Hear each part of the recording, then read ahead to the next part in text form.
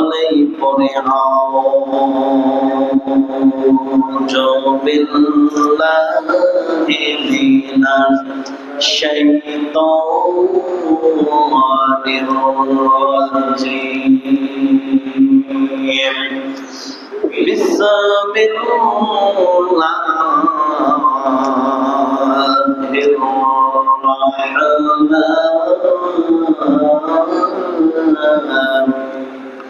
রাহমানির রহিম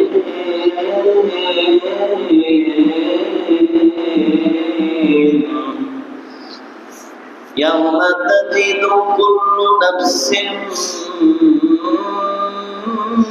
মা عملت من خير محضرا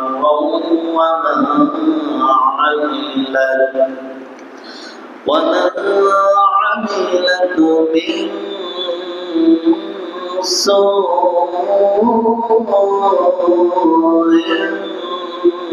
تود لو أن بينها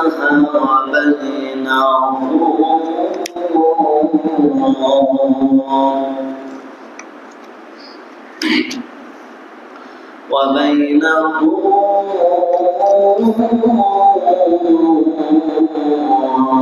أمدا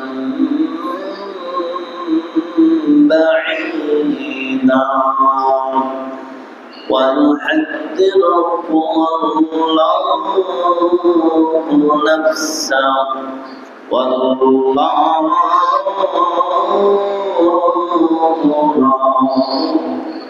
رؤوف بالعباد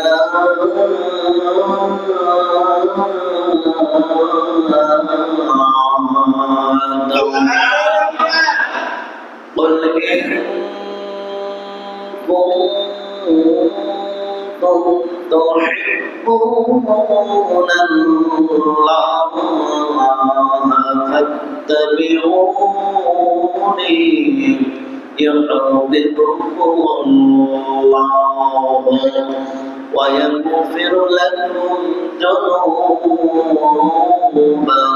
والله غفور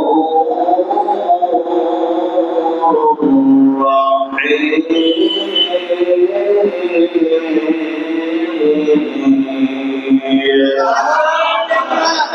قل أطيعوا الله والرسول فإن تولوا فإن الله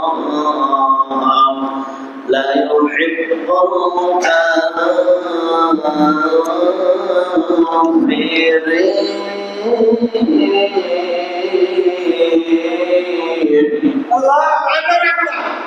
عن أبي هريرة رضي الله تعالى عنه قال رسول الله صلى الله عليه وسلم الدنيا سجن المؤمنين وجنات الكافرين إن الله وملائكته يصلون على النبي يا أيها الذين آمنوا صلوا عليه وسلموا تسليما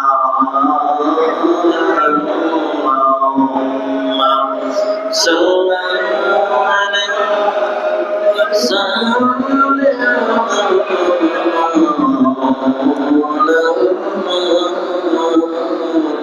محمد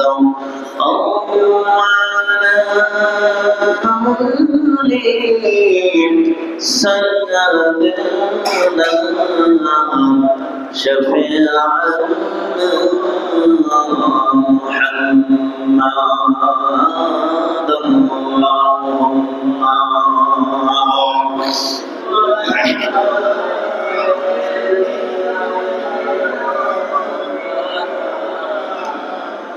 وعلى آله سيدنا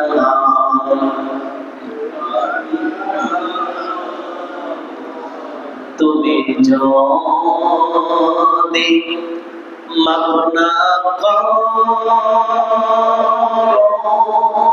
আল্লাহ বান্দারে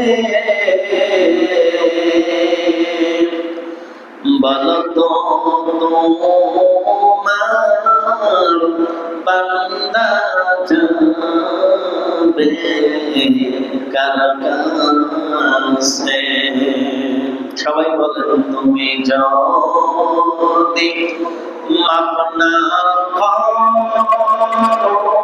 আল্লাহ বান্দারে বলতো তোমার বান্দা যাবে কার আদর করিয়া মানুষ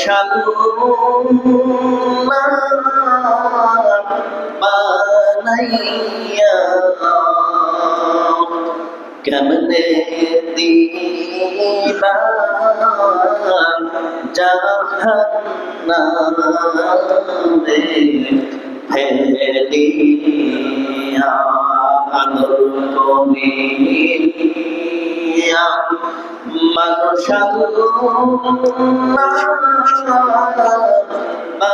বানাইয়া কেমনে দিবা জাহান্নামে ফেলিয়া আল্লাহুম্মা সাল্লি আলা সাইয়্যিদিনা মুহাম্মদ ওয়া আলা আলিহি শাফিআনা কুষ্টিয়া জেলা কুমারখালী থানার অন্তর্গত সন্ধ্যা পূর্বপাড়া জামে মসজিদ কর্তৃক আয়োজিত ধারাবাহিক তাফসীরুল কোরআন মাহফিল। আমার সামনে বসা প্রাণ প্রিয় মুসলমান গ্রাম থাকলে বন্দা অন্তরালের মা ও বোনেরা সকলের প্রতি আমার আন্তরিক সালাম। আসসালামু আলাইকুম ওয়া রাহমাতুল্লাহি ওয়া বারাকাতুহু। আপনারা সবাই কেমন আছেন? আলহামদুলিল্লাহ ওয়াসসালাতু ওয়াসসালামু আলা আকিবাতিল মুত্তাকিন। রাব্বি ইশরাহ লি সাদরি ওয়া ইয়াসসির লি আমরি ওয়াহলুল উকদাতাম মিন লিসানি ইয়াফকাহু কওলি। আল্লাহুম্মা আনতাস সালাম ওয়া মিনকাস সালাম তাবারাকতা ইয়া যাল জালালি ওয়াল ইকরাম। সমস্ত প্রশংসা সমস্ত তারিফ সেই মহান রবের দরবারে যে মহান রব্বুল আলামিন আমাদেরকে ধারাবাহিক তাফসীরুল কোরআন মাহফিলে যেই রব যেই স্রষ্টা আমাদেরকে বসার তৌফিক দান করেছেন, আমরা সকলেই বলি আলহামদুলিল্লাহ।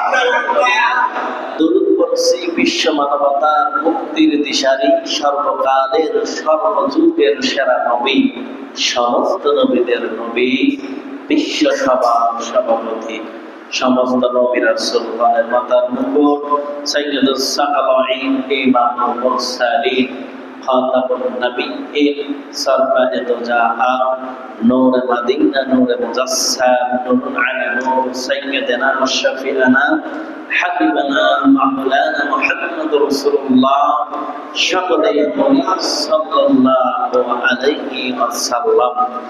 মানুষের অভাব শুধু তাফসীর মাহফিলে, কোরআনের মাহফিলে, ঠিক কিনা বলেন? তাছাড়া দোকানে বলেন, বাজারে বলেন, এই যে বিশ্বকাপ খেলা চলছে ব্রাজিল আর্জেন্টিনার যে বিশ্বকাপ, সেখানে যদি খেলা আজকে জনসংখ্যায় ছিল, এগুলো যতগুলো খেলা হয়েছে এখনো আমাদের দেখার ভাগ্য হয়নি, জানি না হবে কিনা। তবে আমরা যে হারে শুনছি খেলার উপস্থিতির সংখ্যা এসে কম না বেশি, কথা বলতে এসে সংখ্যা কম না বেশি, সেখানে কি আদৌ কোনো সওয়াব আছে? আমরা 10 নম্বর জার্সি গায়ে দিচ্ছি মেসি, আসলে মেসি আমার কি হয়? আজকের আলোচনা হচ্ছে যে ইহুদি এবং খ্রিস্টান, নাসারা, ইহুদি খ্রিস্টান নাসারা এক কথায় যারা কাফেরদের বন্ধুত্ব কোনো মুসলমানের সাথে হতে পারে? বলেন পারে কি? তাহলে আমাদের দেশের মানুষ আজকে তাদের সাথে আমাদের সম্পর্কটা বেশি, ঠিক কিনা বলেন? মেসি কোন কাটিং চুল কাটাইছে, মেসি কোন জার্সি গায়ে দিয়েছে, মেসি কিভাবে আছে, আমাদের দেশের মানুষ কিছু আছে তার কালচার ধরে সেইভাবে তার দিন তারা পালন করতেছে, এরকম আছে না নাই? ব্রাজিল এবং আর্জেন্টিনার এটা কোনো ট্যাটু আঁকাইছে। এই কোরআনের ভিতরে এবং হাদিসের ভিতরে আছে কোন মুসলমান যদি তার গায়ে যদি খোদাই করে ট্যাটু বা আঁকায়, তাহলে তার কোনো জাহান্নাম কি অবধারিত, জান্নাত তার কোনো হারাম। কোন মুসলমানের বাচ্চা কখনো গায়ে ট্যাটু আঁকতে পারে না, কোন মুসলমান ইহুদিদের অনুসরণ করতে পারে না। আজকের আলোচনার ভিতরে আসছে, আজকের আলোচনা অনেক ব্যাপক। 3টা আয়াত তেলাওয়াত করছি, 3টা আয়াতের সমন্বয় করে অনেক কথা। আমরা ভূমিকায় কথা না বলি, আমি চিন্তা চেতনা করেছি যে তাফসীরটা যেন আজকের আলোচনাটা আমি শেষ করতে পারি। সম্মানিত উপস্থিতি, 3 নম্বর সূরা, সূরা আলে ইমরান। কয় নম্বর সূরা? মনে রাখবেন, 3 নম্বর সূরা, সূরা আলে ইমরান 29, 30, 31, 3টা আয়াত আমি তেলাওয়াত করেছি।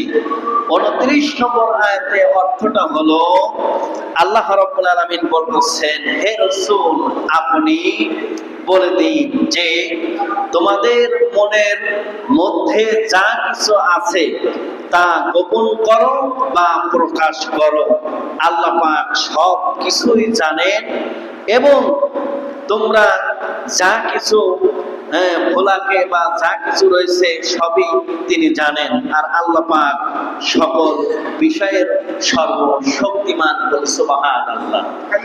আল্লাহ সবকিছু জানেন, জানেন কিনা? আল্লাহ সব কিছু দেখে, আল্লাহ সবকিছু দেখে। আমরা গোপনে করি আর প্রকাশ্যে করি, সবকিছু আল্লাহ কি দেখছে।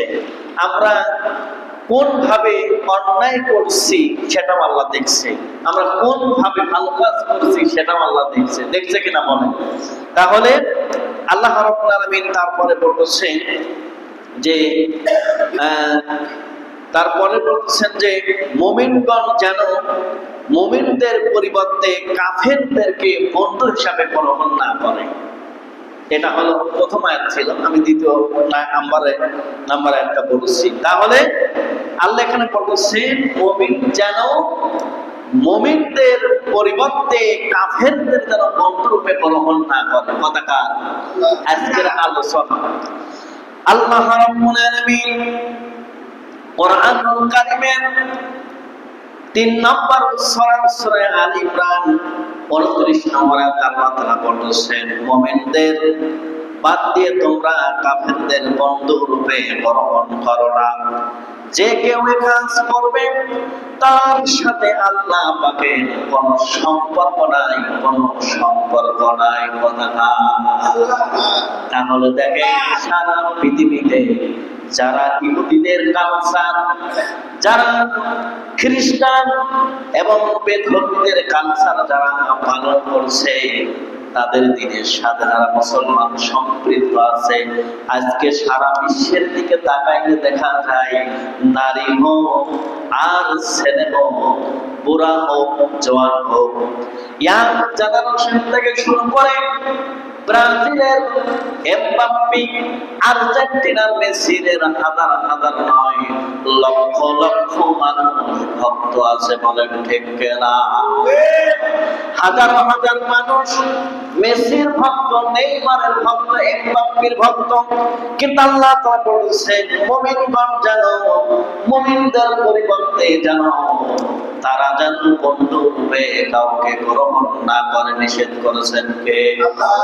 আল্লাহ সরাসরি নিষেধ করলেন যে তোমরা ইহুদি এবং খ্রিস্টান যারা কাফের, যারা আল্লাহকে কি অস্বীকার করে, খবরদার তাদের সাথে বন্ধুত্ব করবে না। আল্লাহ রাব্বুল আলামিন বললেন কেউ যদি এক কাজ করে তার সাথে আমি আল্লাহর কোনো সম্পর্ক নাই, তাহলে আজকে যারা মেসির জার্সি পরে, মেসির যারা অনুসরণ করে, মেসিকে যারা ভালোবাসে, এই মুসলমানদের সাথে তাদের আল্লাহর সাথে কোনো সম্পর্ক নাই। কথাকার 3 নম্বর সূরা আলে ইমরান 29 নম্বর আয়াতটার দলিল। আল্লাহ রাব্বুল আলামিন তারপরে বললেন তবে যদি তোমরা তাদের নিকট থেকে আত্মরক্ষার জন্য সতর্কতা অবলম্বন করো, এমন ক্ষেত্রে বাধা নাই। আর আল্লাহ পাক তার নিজের সম্বন্ধে তোমাদেরকে ভয় প্রদর্শন করেছেন, আর আল্লাহ পাকের নিকট তোমাদের প্রত্যাবর্তন করতে হবে। আমাদেরকে সবাইকে আল্লাহর কাছে একদিন যেতে হবে, ঠিক কিনা বলো? আমরা কিন্তু চিরজীবন এখানে কেউ বেঁচে থাকার জন্য আসি নাই, শত চেষ্টা করলেও আমরা বেঁচে থাকতে পারবো ও মুসলমান।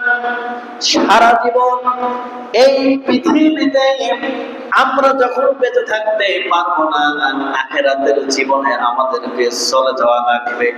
আখিরাতের জীবনের শুরু আছে, শেষ নাই, অনাদিকাল অনন্তকাল থাকতে হবে ও মুসলমান। যেখানে সারা জীবন থাকতে হবে সেই জায়গার চিন্তা আমাদের করা দরকার আছে না? সেই জায়গার চিন্তা আমাদের করতে হবে যেখানে আমরা সারা জীবন থাকবো, যেখানে আমাদের বাসস্থান হবে, যেখানে আল্লাহ খুশি হয়ে মুমিনদেরকে আল্লাহ জান্নাত দেবে, ঈমানদারকে আল্লাহ জান্নাত দেবে। আজকে দেখেন আমার ভালোবাসাটা কাফেরের সাথে বন্ধুত্ব করার জন্য আল্লাহ আজকে আমাকে জান্নাত দিচ্ছে না। তাহলে এই জীবনে ভালো না পরকাল ভালো? বলেন কোনটা ভালো? তাহলে পরকাল যদি ভালো হয় তাহলে পরকালের কাজ করা লাগবে। আল্লাহ রাব্বুল আলামিন 30 নম্বর আয়াতে বলেছেন, হে রাসূল আপনি বলে দিন যে তোমাদের মনের মধ্যে যা কিছু তোমরা গোপন করো আর প্রকাশ করো আল্লাহ পাক সবই জানেন, এবং তোমরা যা কিছু ভোলা বা যা কিছু রয়েছে সবই তিনি জানেন। আর আল্লাহ পাক সকল বিষয়ের উপরে সর্বশক্তিমান। আল্লাহ রাব্বুল আলামিন 30 নম্বর আয়াতে আল্লাহ তাআলা বললেন, আর স্মরণ করো সেই দিনকে যেই দিন তোমাদের প্রত্যেকেরই ভালো মন্দ কাজের চোখের সামনে দেখাতে পাবে। সেদিন সে ইচ্ছা করবে যে যদি তার ও তার কার্যাবলীর মধ্যে দূরত্ব হতো তবে খুবই ভালো হতো, এবং আল্লাহ পাক স্বয়ং তোমাদেরকে ভয় প্রদর্শন করেছেন। আর আল্লাহ পাক তার বান্দাদের প্রতি অত্যন্ত মেহেরবান এবং দয়ালু এবং করুণাময়। আল্লাহ তার বান্দার প্রতি করুণাময় এবং দয়াময়, মেহেরবান। আল্লাহ রাব্বুল আলামিন এই 3টা আয়াতের সমন্বয় করে আল্লাহ তাআলা এর ব্যাখ্যাটা করেছেন শানে নুজুল। আল্লাহ এখানে তাফসীরের ভিতরে বলেছেন, ইবনে জরির সাঈদ ইবনে ইকরামা বর্ণনা করেন, হযরতে আব্দুল্লাহ ইবনে আব্বাস রাদিয়াল্লাহু তাআলা থেকে বর্ণিত যে হাজ্জাজ ইবনে আমর ইবনে আবিদ, হাকিম এবং কায়েস ইবনে যায়েদ নামক ইহুদি কয়েকজন মদিনা আনসারের সঙ্গে বন্ধুত্ব এবং তাদেরকে বিভ্রান্ত পথভ্রষ্ট করতে সচেষ্টা হয়। তখন রফা ইবনে মনজির, আব্দুর রহমান ইবনে জুবাইর, সাঈদ ইবনে খাইসামা প্রভু ব্যক্তিগত ভাবে মদিনাবাসী মুসলমানদেরকে ব্যাপারে সতর্ক অবলম্বনের তাগিদ করেন এবং ইহুদিদের সাথে সম্পর্ক ছিন্ন করার পরামর্শ দেন। এতগুলো নাম বললাম, এক একজন দাবি। আল্লাহ রাসূলের সাহাবীরা তারা বলেছেন যে ইহুদিদের সাথে তোমাদের সম্পর্ক ছিন্ন করা লাগবে। কি করা লাগবে? যদি তোমাদের সম্পর্ক থেকেও থাকে তাহলে তাদের সাথে তোমাদের সম্পর্ক কি ছিন্ন করা লাগবে। তাদের সাথে কোনো সম্পর্ক নাই। আল্লাহ রাব্বুল আলামিন এই আয়াতের শানে নজুল সম্পর্কে মুকাদ্দির রাহমাতুল্লাহ আলাইহি আরেকটি ঘটনার কথা উল্লেখ করেছেন। তিনি বলেছেন এই আয়াত যখন নাযিল হয়েছে হাতিব ইবনে আবি বলতাআর রাদিয়াল্লাহু তাআলার ব্যাপারে, তার কয়েকজন নিকটতম মক্কা শরীফে ছিল। মক্কার কয়েকজন মুশরিকের সঙ্গে তার সুসম্পর্ক থাকায় তিনি মুহাম্মদ রাসূলুল্লাহ সাল্লাল্লাহু আলাইহি সাল্লাম মক্কা অভিযান সম্পর্কে মক্কাবাসীকে সংবাদ দিয়েছিলেন। তখন এই আয়াত নাযিল হয় এবং কাফেরদের সঙ্গে বন্ধুত্ব সম্পর্ক না রাখার নির্দেশ তারা প্রদান করে। কোনোভাবেই যেন কাফেরদের সঙ্গে বন্ধুত্ব না থাকে, বন্ধুত্ব যেন সম্পূর্ণভাবে তাদের সাথে যেন ছিন্ন হয়, এ বিষয়ে অনেক রাবী অনেক সাহাবীরা কথা বলছেন। তাহলে আজ থেকে পৃথিবীর শুরু থেকে আজ থেকে প্রায় 1500 বছর আগে কোরআন কারীমের ভিতরে আল্লাহ তাআলা জানিয়ে দিয়েছে কোন মুসলমান যেন কোন কাফেরের সাথে বন্ধুত্ব না করে। কে বলেছেন? বন্ধুত্ব সম্পর্ক না রাখার নির্দেশ দিয়েছে আল্লাহ রাব্বুল আলামিন। এই আয়াতের শানে নজুল সম্পর্কে তাফসীর কারণের একটি ঘটনা উল্লেখ করেছেন। আয়াত নাযিল হয়েছে হযরত উবাদা ইবনে সামিত রাদিয়াল্লাহু তাআলা আনহু সম্পর্কে। মদিনা শরীফের ইহুদিদের সাথে তার বন্ধুত্বের সম্পর্ক ছিল। পঞ্চম হিজরাতে অনুষ্ঠিত খন্দকের যুদ্ধের সময় উবাইদা ইবনে সামিত রাদিয়াল্লাহু তাআলা বলেন, ইয়া রাসূলুল্লাহ, ইয়া হাবিবাল্লাহ, ইহুদিদের সঙ্গে আমার কিছু সম্পর্ক আছে। 500 ইহুদি আমার সঙ্গে আসতে চায় এবং আমাদের সঙ্গে লড়াই করতে চায়।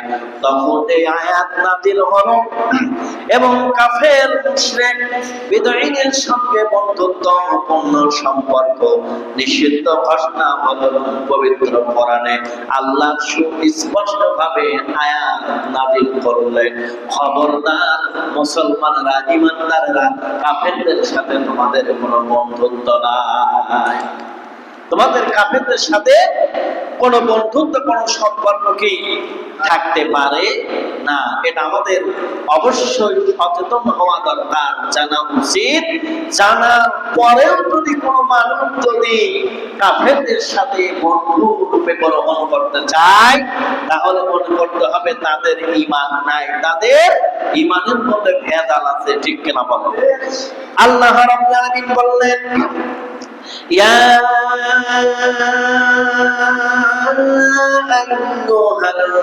আইয়ুহাল্লাযীনা আমানু লা তাত্তাখিযু আদুওয়ি ওয়া আদুওয়াকুম আউলিয়া।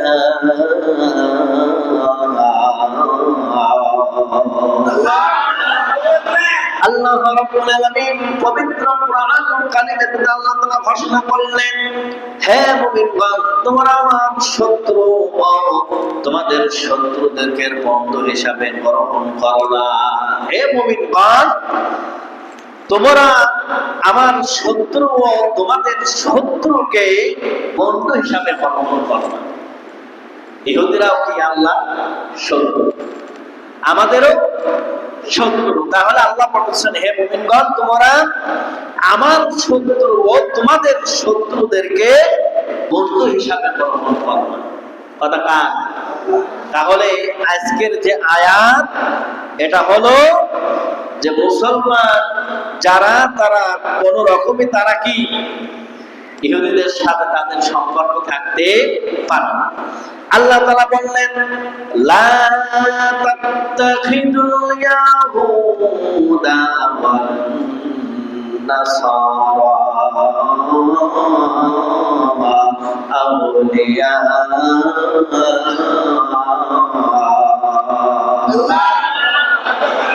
আল্লাহ রাব্বুল আলামিন বলেন, হে মুমিনগণ, তোমরা ইহুদি ও নাসারাদেরকে বন্ধু হিসাবে গ্রহণ করবা।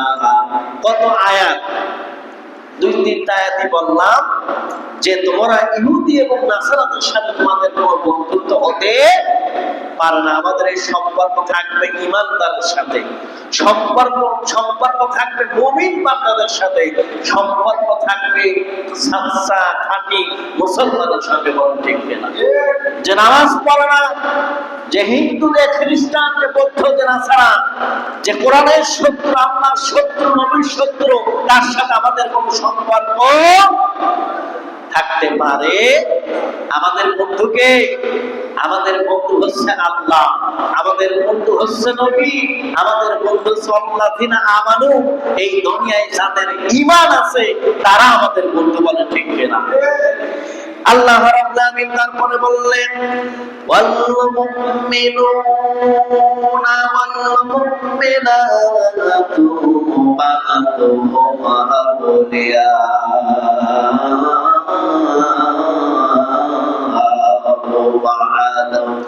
এবং মুমিন পুরুষ ও মহিলাগণ পরস্পর বন্ধু। এবং মুমিন পুরুষ এবং মুমিন কি নারী পরস্পর বন্ধু। কোথাও কি বলছে যে ইহুদিরা আমাদের বন্ধু? বলছে কিনা বলেন? কোথাও শুনেছেন? আল্লাহ রাব্বুল আলামিন বলেছেন, এই কথা প্রমাণিত হচ্ছে যে ইসলামী শরীয়তের দৃষ্টিতে কাফের মুশরিকদেরকে বন্ধু হিসাবে গ্রহণ করা নিষিদ্ধ। কেননা কাফেরদের সঙ্গে বন্ধুত্বের মাধ্যমে কুফরি কাজে রাজি থাকা প্রমাণিত হয়। যে কুফরি কাজে রাজি থাকে তার পক্ষে মুমিন থাকা সম্ভব নয়। মুমিন থাকা, যে কুফরি কাজে রাজি থাকে তার পক্ষে মুমিন হওয়া কি সম্ভব?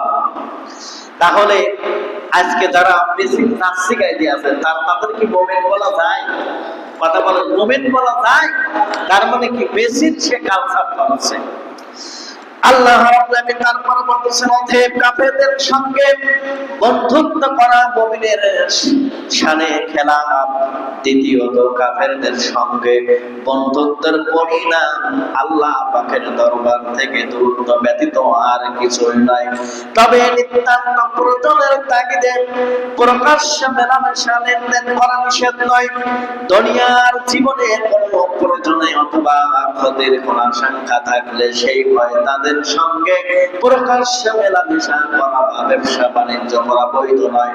তবে অন্তরে তাদের কুফর ও নাফরমানির প্রতি ঘৃণা অবশ্যই থাকতে হবে। ব্যবসা বাণিজ্য যাই করে, তবে অন্তরে তাদের কি, অন্তরে তাদের কুফর নাফরমানির প্রতি ঘৃণা অবশ্যই আমাদেরকে থাকতে হবে। যে তারা কি নাফরমান, তারা নাফরমান। অমুসলিমদের সাথে সৎ আচরণের কথা বলছেন। অমুসলিমদের সাথে, তাদের সাথে খারাপ ব্যবহার করার কথা আল্লাহ বলে নাই। তোমরা তাদের সাথে খারাপ ব্যবহার করো, খারাপ আচরণ করো। আল্লাহ বলছে তোমরা অমুসলিমদের সাথে সৎ আচরণ করো। আল্লাহ তাআলা বললেন, তবে এখানে উল্লেখ্য কাফের মুশরিক ইহুদি নাসারাদের সঙ্গে প্রীতি বা বন্ধুত্বের সম্পর্ক না রাখার যে নির্দেশ বিভিন্ন আয়াতে রয়েছে, এতে কারো মনে এমন সন্দেহে পুত্রে খাওয়ার কোনো ন্যায্য কারণ নাই যে অমুসলিমদের সাথে সৎ আচরণের হয়তো কোনো সুযোগ নেই। কেননা পবিত্র কোরআনের বিভিন্ন আয়াতে বিভিন্ন হাদিস অমুসলিমদের সঙ্গে সৎ আচরণের তালিম রয়েছে, তাদের প্রতি সহানুভূতি নির্দেশ রয়েছে। বদরের যুদ্ধে বন্দীদের সাথে মুহাম্মদ রাসূলুল্লাহ সকলেই করি সাল্লাল্লাহু আলাইহি ওয়াসাল্লাম সৎ আচরণের তাগিদ করেছিলেন। ফলে সাহাবায়ে কেরাম নিজেদের খাদ্য বন্দীদেরকে খেতে দিয়েছিলেন এবং নিজেরা ক্ষুধার্ত থেকে রাত অতিবাহিত করেছিলেন। পৃথিবীর ইতিহাসে এমন দৃষ্টান্ত বিরল। এমনি ভাবে মক্কা শরীফ যখন দুর্ভিক্ষ দেখা দিয়েছিল তখন মুহাম্মদ রাসূলুল্লাহ সকলেই বলি সাল্লাল্লাহু আলাইহি ওয়াসাল্লাম মক্কাবাসীর জন্য খাদ্য দ্রব্য প্রেরণ করেছিলেন। এই ঘটনায় প্রমাণিত হয় যে অমুসলিমদের সাথে সৎ আচরণের তাগিদ ইসলাম, তবে যা অবৈধ তা হলো তাদের সাথে আন্তরিক প্রীতি এবং ভালোবাসা, যা শুধু মুসলমানদের সাথেই থাকতে হবে। ভালোবাসা অন্তরঙ্গতা মুসলমানদের সঙ্গেই থাকতে হবে, তবে তাদের সাথে কোনো খারাপ আচরণের কথা আল্লাহ বলেন যে তোমরা তাদের সাথে খারাপ আচরণ করো, খারাপ ব্যবহার করো মুসলিমদের সাথে, এটা আল্লাহ নিষেধ করেছেন। এটা কি করেছেন? অমুসলিমদের সাথে আন্তরিক ভালোবাসা অনুমতি ইসলাম দেয় না, তবে এর পাশাপাশি অমুসলিমদের প্রতি শুভেচ্ছা প্রকাশে তাদের কল্যাণ সাধনের ব্যাপারে ইসলামের নীতি হলো যে সব অমুসলিম মুসলমানদের সাথে যুদ্ধরত নাই তাদের প্রতি সহানুভূতি প্রকাশ করত এবং তাদের উপকার করতে ইসলাম নিষেধ করে না। পবিত্র কোরআনে আল্লাহ পাক ঘোষণা করতেছেন, আল্লাহ রাব্বুল আলামিন বলেছেন লা ইয়ানহাকুমুল্লাহু আনিল্লাযীনা লাম ইউকাতিলুকুম ফিদ-দীনি ওয়া লাম ইখরিজুকুম মিন دياركم أن تبروهم وتقسطوا إليهم। আল্লাহ রাব্বুল আলামিন কোরআনুল কারীমের মধ্যে আল্লাহ তাআলা ঘোষণা করলেন, আল্লাহ পাক তোমাদেরকে নিষেধ করেন না তাদের সাথে দয়া ও সুবিচারের ব্যাপারে করতে যারা তোমাদের সঙ্গে দিনের ব্যাপারে যুদ্ধরত হয় এবং যারা তোমাদেরকে বহিষ্কার করেনি তোমাদের দেশ থেকে। এই আয়াতের কথা প্রমাণিত হয় যে যারা মুসলমানদের প্রতি এটি পূর্বে জুলুম করেনি আর এখনো যুদ্ধরত নয় তাদের সাথে দয়া এবং ন্যায় বিচার সুলভ ব্যবহার করতে ইসলাম নিষেধ করে না। আর মুসলিমদের সাথে সৌজন্যমূলক আচরণের ব্যাপারে মূল কথা হলো আগে দেখতে হবে তার উদ্দেশ্য কি। তথ্য জ্ঞানী বলেছেন উদ্দেশ্য যদি কোনো দরকারতিক উপকার সাধন করা বা মেহমানের মেহমানদারি করা হয় অথবা তাদের অনিষ্ট থেকে নিজেদেরকে রক্ষা করা হয় তবে সর্বপ্রকার অমুসলিমদের সাথে সৌজন্যমূলক আচরণের অনুমতি রয়েছে ইসলামে। তাদের সাথে ভালো আচরণের কথা আল্লাহ বলেছেন, কিন্তু তাদের সাথে খারাপ ব্যবহার করা যাবে না, কিন্তু তাদের কালচারটা ধরা যাবে না। এখন ইহুদিরা করে মুসলমানরা করতে পারে, কথা বলতে পারে। এখন আমি যদি হাত পাই করে ওয়াজ করি, আমি যদি টুপি খুলিয়া জুব্বা বাঁধে যদি অথবা আপনাদের মতন একটা গেম দিকাইতে আসতাম, এটা কি আপনারা সাপোর্ট করতেন? কিন্তু একটু কানা ঘুষা করতেন, করতেন কিনা বলেন? বক্তা আমি যতই ভালো হই অথবা আমি খারাপই হই, কিন্তু আপনারা কিন্তু কানা ঘোষা করতেছেন যে কেরে ইমাম সাহেব আইছে তাফসীর করতে, মাথায় টুপি নাই, জুব্বা নাই, আবার হাফ প্যান্ট পরে আইছে, তাহলে আপনারা আমাকে পাগল বলবেন না? মনে মনে কানাঘুষা করবেন তো, হুজুর আপনি তো মনে হয় পাগল হয়েছেন, ঠিক মতো মনে হয় বাড়ির লোক জানে না। কথা ঠিক কিনা বলে? তাহলে আল্লাহ তাদের সাথে খারাপ ব্যবহারের কথা বলি না, কিন্তু তাদের কালচার ধরার কথা নিষেধ করেছে, ঠিক কিনা বলেন? এ যুবক যারা, যুবকদেরকে বলি যারা নেইমার, যারা মেসির জার্সি যারা পড়তেছে, খেলা দেখেন, খেলা দেখেন, কিন্তু ওটা জার্সি গায়ে দিতে হবে। এই যে 10 শতক জমি বিক্রি করে একজন আপনার পতাকা বানাইছে, হাজার হাজার কোটি টাকা খরচ করে আপনার জার্সি মানুষ গাইতেছে। এই দেশে হাজার হাজার কোটি টাকায় খেলার জন্য নষ্ট হচ্ছে, আর কত মানুষ হাতের অভাবে, খাদ্যের অভাবে অনাহারে মারা যাচ্ছে, বলেন ঠিক না? সারা পৃথিবীতে এই বিশ্বকাপ খেলা নিয়ে যত অর্থদণ্ড, যত মানুষ মারা যাবে আপনি আগেও করতে পারবো না। আর্জেন্টিনা ব্রাজিল যারা নেচে, সেদিন আমার বাসা থেকে আমি ফজরের নামাজ পড়াতে যাব, একজন বলছে এই আল্লাহ আল্লাহ করে, আল্লাহ আল্লাহ করে, আল্লাহর কসম করে বলতেছে আমার সামনে পড়া, বলতেছে আল্লাহ আল্লাহ করে। আর একজন ফ্যানের পরে বসিয়ে হাইরে চিল্লানে মনে কে যেন বলতেছে, হ্যাঁ হাইরে আনন্দ আর খুশি কি পরিমাণ চিল্লাচ্ছে, মনে হচ্ছে বাপ বলতেছে, ঠিক না? হ্যাঁ, অবস্থা কি দেখেছেন আমাদের? আমাদের কালচার গুলো দেখেন। আল্লাহ রাব্বুল আমিন তারপরে বললেন, অমুসলিমদের সাথে ব্যবসা বাণিজ্য করতে, চাকরি করতে, শিল্প কারখানায় সহযোগিতা করছে, ইসলাম বাধা দেয় না। ইসলাম কি বাধা দেয় না? যদি এসব কাজের কারণে মুসলিম জনতা ক্ষতিগ্রস্ত না হয়, আর এ কারণে ইসলামী শরীয়তের তথ্য জ্ঞানী কাফেরের নিকট অস্ত্র শস্ত্র বিক্রয় করা সম্পূর্ণ নিষেধ বলে ঘোষণা করেছেন আবার আল্লাহ। আল্লাহ রাব্বুল আলামিন তারপরে বলছেন,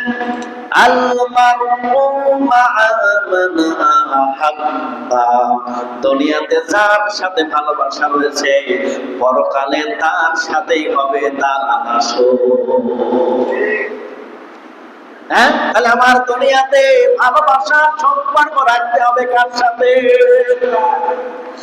দুনিয়ায় যদি আমার ইহুদি কাফের নাসারা বন্ধুদের সাথে যদি ভালোবাসা থাকে, তাহলে তাদের সাথে আপনার সেখানে থাকা লাগবে, বলে ঠিক কিনা? খালিয়ায় দুনিয়ায় তার সাথে তার ভালোবাসা, হাসরের ময়দানে, কিয়ামতের ময়দানে তার সাথে তারা হাসর হবে। কথা বলেছেন কে?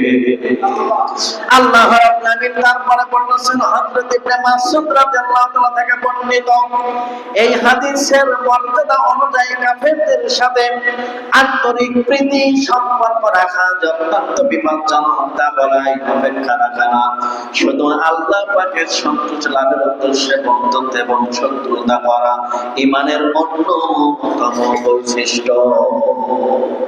ঈমানের অন্যতম বৈশিষ্ট্য। আল্লাহ রাব্বুল আলামিন তারপরে বলেছেন, নেককারদের সাথীর দৃষ্টান্ত দিয়েছেন। নেককার সাথীর দৃষ্টান্ত, চলার পথে ভালোবাসার প্রতি। আমার এই দুনিয়াতে নেককার কারা? নেককার সাথী, নেককার বন্ধু, তার সাথে আমার বেড়াতে হবে। আমি বলেছি, বন্ধুত্ব যদি করতে হয়, যাদের ঈমান আছে তাদের সাথে বন্ধুত্ব করা লাগবে। যার ঈমান নাই তার সাথে আমার কি বন্ধুত্ব নাই। আল্লাহ রাব্বুল আলামিন হযরত আবু মুসা আশআরী রাদিয়াল্লাহু তাআলা বর্ণিত, প্রিয় নবী মুহাম্মদ রাসূলুল্লাহ সকলেই পড়ে সাল্লাল্লাহু আলাইহি ওয়াসাল্লাম, আল্লাহ নবী সাত বলেছেন, নেককার সাথীর দৃষ্টান্ত হলো সেই ব্যক্তির ন্যায় যে কস্তুরীর সঙ্গে রাখে আর মন্দ সাথে দৃষ্টান্ত যে ব্যক্তির নাই অগ্নিকুণ্ডে জ্বালানি সর্বহারা করে। কস্তুরী বহনকারী ব্যক্তির সঙ্গে হলে সে হয়তো তোমাকে বিনামূল্যে একটি কস্তুরী দান করবে, অথবা তুমি তার কাছ থেকে ক্রয় করবে। যদি তা না পাও তবে অত্যন্ত কস্তুরী খুশবু তোমার নিকট পৌঁছাবে। আর যে অগ্নিকুণ্ডে জ্বালানি সর্বহারা করে তার সাথী হয়তো হলো অগ্নিকুণ্ডের কারণে তোমার পোশাক জ্বলবে, অথবা সেই থেকে তোমার নিকট দুর্গন্ধ আসবে। ইমানের অর্জন পন্থ আল্লাহ বলেছেন, এই জন্য ভালো ভালো মানুষ, ভালো ভালো নেককার, ভালো ভালো ইমানদার, ভালো ভালো পরকার সাথে মুমিনদের সাথে সম্পর্ক করার কথা বলেছেন কে? আল্লাহ রাব্বুল আলামিন। তারপরে বলেছেন হযরতে ঈমান অর্জনের পন্থা, ঈমান অর্জনের পন্থা, ঈমান আছে কিনা, কতটুকু ঈমান আছে? হযরতে আব্দুল্লাহ ইবনে আব্বাস রাদিয়াল্লাহু তাআলা থেকে বর্ণিত হাদিসে মুহাম্মদুর রাসূলুল্লাহ সকলেই পড়ি সাল্লাল্লাহু আলাইহি ওয়াসাল্লাম হযরতে আবু যর রাদিয়াল্লাহু তাআলাকে বলেছেন, হে আবু যর, ঈমান অর্জনের পন্থাটি সর্বাধিক দৃঢ়। হযরতে আবু যর আরজ করলেন, আল্লাহ ও তার রাসূলই ভালো জানেন। মুহাম্মদ রাসূলুল্লাহ সাল্লাল্লাহু আলাইহি ওয়াসাল্লাম ইরশাদ করেছেন, আল্লাহ পাকের সন্তুষ্টি লাভের উদ্দেশ্যে বন্ধুত্ব করা আর এর উদ্দেশ্যে শত্রু করা মূলত এক আল্লাহ পাকের সন্তুষ্টি লাভের উদ্দেশ্যে জীবনের যাবতীয় কাজ করা প্রকৃত মুমিনের বৈশিষ্ট্য। প্রকৃত বৈশিষ্ট্য মুমিনের আল্লাহর সাথে সম্পর্ক রাখা। আল্লাহ রাব্বুল আলামিন তারপরে বলেছেন, ওয়া মান ইয়াফআল যালিকা ফালাইসা মিনাল্লাহি ফি শাইইন। আর এমন কাজ করবে আল্লাহ পাকের সাথে তার মহব্বতের কোনো সম্পর্ক থাকবে না। আর আল্লাহ পাকের সাথে মহব্বতের সম্পর্ক যার না থাকবে তার সে বড় হতভাগা আর কে হতে পারে? তাহলে আল্লাহর সাথে মহব্বত থাকতে হবে, ভালোবাসা থাকতে হবে। যার সাথে আল্লাহর মহব্বত নাই তার সাথে আল্লাহর কি কোনো সম্পর্ক নাই। আল্লাহ তাআলা বললেন, ইল্লা তাত্তাকু মিনহুম, কিন্তু কাফেরদের তরফ থেকে যদি কোনো প্রকার অনিষ্টের আশঙ্কা থাকে তবে তাদের সাথে বাহ্যিক বন্ধুত্ব বজায় রাখার অনুমতি রয়েছে। যেমন অবস্থায় আল্লাহ রাব্বুল আলামিন বলেছেন, মহব্বত থেকে বঞ্চিত হওয়া আশঙ্কা এ পর্যায়ে যারা আল্লাহর সাথে বন্ধুত্ব করবে অবশ্যই আল্লাহ তাদেরকে হাসর নাজুল করাবে।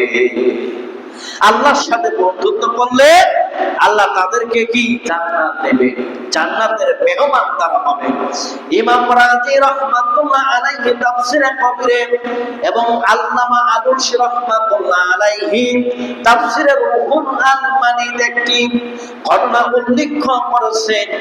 হাসান বর্ণনা করেছেন, মুসাইলামাতুল কাযযাব যে ব্যক্তি মিথ্যা নবুয়তের দাবি করেছিল, দুজন সাহাবীকে আটক করেছিল। সে তাদের একজনকে জিজ্ঞাসা করেছিল, তুমি সাক্ষ্য দাও যে হযরত মুহাম্মদ সাল্লাল্লাহু আলাইহি ওয়াসাল্লাম আল্লাহর রাসূল। তিনি বললেন, হ্যাঁ হ্যাঁ। পুনরায় মিথ্যুক মুসাইলামা কাযযাব জিজ্ঞাসা করলো, তুমি কি সাক্ষ্য দাও আমি আল্লাহর রাসূল? বলেন, নাউজুবিল্লাহ। তিনি বললেন, মুসাইলামা কাযযাব উনি কি আল্লাহর রাসূল নয়? আল্লাহর রাসূল হলেন বিশ্ব নবী জনাবে মুহাম্মদ রাসূলুল্লাহ। সকলেই পড়ি সাল্লাল্লাহু আলাইহি ওয়াসাল্লাম। আল্লাহ রাব্বুল আলামিন বললেন, ওয়া ইউহাজ্জিরুকুমুল্লাহু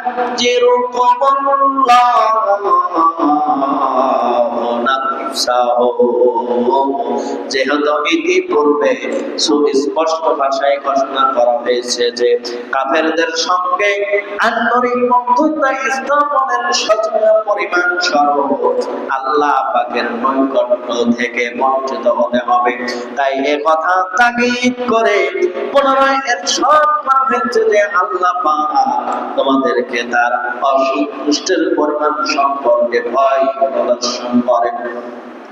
যে কেউ মুসলমানদের দলে দল পরিত্যাগ করে, কাফেরদের দলে প্রবেশ করে, তাদের সাথে গোপনে বা প্রকাশ্যে সম্পর্ক গড়ে তুলবে এবং শরীয়তের অনুমতি সুযোগ ব্যবহার করবে, তাদের জানা উচিত যে অবশেষে একদিন আল্লাহ পাকের দরবারে তাদের সবাইকে হাজির হতে হবে এবং জীবনের যাবতীয় কর্মের হিসাব অবশ্যই দিতে হবে। এই জীবনে আমরা কতটুকু ভালো কাজ করেছি, কতটুকু গুনার কাজ করেছি, সব হিসাব আল্লাহর দরবারে দেওয়া লাগবে। সব হিসাব আল্লাহর দরবারে দেওয়া লাগবে, ঠিক কিনা বলেন? তাহলে আমার ভালো মন্দ বেসিক যে কাজ আমরা করেছি এগুলো সব হিসাব আল্লাহর কাছে দেওয়া লাগবে, প্রত্যেক বান্দা বান্দিকে, বলেন ঠিক কিনা? শুধু হিসাব হবে না, যারা ইহুদি কাফের এদের কোনো হিসাব হবে না, তাদেরকে আল্লাহ বিনা হিসাবে জাহান্নামে দেবে। কোথায় দেবে? বিনা হিসাবে তাদেরকে জাহান্নামে দেওয়া হবে। আল্লাহ তাআলা বললেন, এ কথা সর্বজন বিদিত যে আল্লাহ পাকের নিকট কোনো কিছু গোপন থাকে না। যে কাফেরদের সঙ্গে সম্পর্ক করে আর ঈমান রক্ষার জন্য সচেষ্টা থাকে, আল্লাহ পাকের সম্পর্কে সবকিছু জানেন এবং সবকিছু আল্লাহ দেখেন। বলেন সুবহানাল্লাহ। বান্দা কি করে? গভীর অন্ধকারে, রাতের অন্ধকারে পানির নিচে যে ঘরের দরজা বন্ধ করে দিয়ে পৃথিবীর যেই প্রান্তে যে বান্দা যে গুনাহ করুক না কেন, সব কিছু আমার আল্লাহ দেখে। বলেন ঠিক কিনা? আল্লাহর চোখ ফাঁকি দেওয়া পৃথিবীর এমন কোন মানুষের ক্ষমতা আছে কি? বলে কথা বলেন, আছে? নাই। আল্লাহ তাআলা বললেন, কুল ইন তুকফু মা ফি সুদুরিকুম, হে রাসূল আপনি জানিয়ে দিন যা কিছু তোমরা তোমাদের অন্তরে গোপন করো অথবা প্রকাশ করো, সবই আল্লাহ পাক জানেন। শুধু তাই নয়, বরং আসমান জমিনে যা কিছু আছে সব আল্লাহ পাক জানেন। সব আল্লাহ পাক জানেন। আসমান জমিনে যা কিছু আছে সব কিছু আমার আল্লাহ দেখে। বলেন সুবহানাল্লাহ। আমি তো আমার নিজের পিঠটাই দেখতে পারি না, ঠিক কিনা বলেন? আমি তো আমার নিজের নাকটাই দেখতে পারি না, আমি তো আমার নিজের এই কপাল পুরোটা আয়না ছাড়া দেখতে পাই না, বলেন ঠিক কিনা? আর কুল কায়নাতের মালিক, আসমান জমিনের মালিক, সেই আল্লাহ সবকিছু দেখেন, সবকিছু শোনেন। বলেন ঠিক কিনা? তাহলে আল্লাহ দেখে না এমন কোনো কিছু কি আছে? বলে আল্লাহ রাব্বুল আলামিন তারপরে বলেন, কেউ যদি অন্তরের কথা গোপন করে এবং আল্লাহকে ধোঁকা দিতে পারবে বলে মনে করে, তবে তা হবে নিতান্ত বাধ্যতা মাত্র। কারণ আল্লাহ পাক সব কিছু জানেন, তার জ্ঞান সর্বব্যাপী এবং তার ক্ষমতা সর্বত্র বিরাজমান। তার নিকট কোনো কিছুই গোপন নেই। সেই দিনকে ভয় করো যেদিন কর্মফল প্রদান করা হবে, যেই দিন সবার কর্মফল সবাইকে দেওয়া হবে। কি কর্ম করছো, কতটুকু ভালো কাজ করছো, কতটুকু খারাপ কাজ করছো, কার কতটুকু অন্যায় ভাবে ক্ষতি করছো, কার কতটুকু পাশ দিয়েছো, সব আল্লাহ রাব্বুল আলামিন সেই দিন কর্ম সম্পর্কে আল্লাহ সেদিন জানিয়ে দেবেন। আল্লাহ তাআলা বলেছেন, ইয়াউমা তাজিদু কুল্লু নাফসিন মা আমিলাত মিন খায়রিন মুহদারাম ওয়া মা আমিলাত মিন সূ।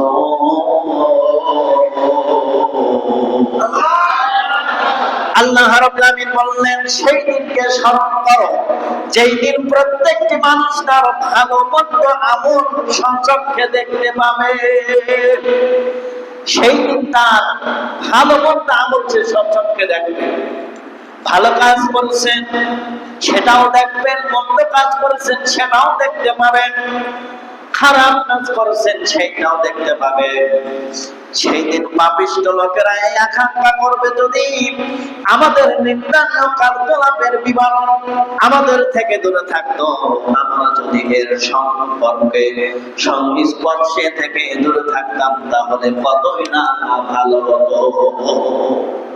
এখন যে খারাপ কাজ করে কিছু মানুষ তাদের সুদ খায় বোঝে না, খাইতে মজা লাগে ভালো লাগে, ঘুষ খায় খাইতে ভালো লাগে মজা লাগে, কিন্তু পরে জ্বালা আছে না নাই?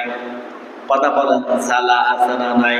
আল্লাহ তাআলা বললেন, আল্লাহ পাক এই কথা যেভাবে ইরশাদ করেছেন, ইয়াউমা ইয়ামজুনা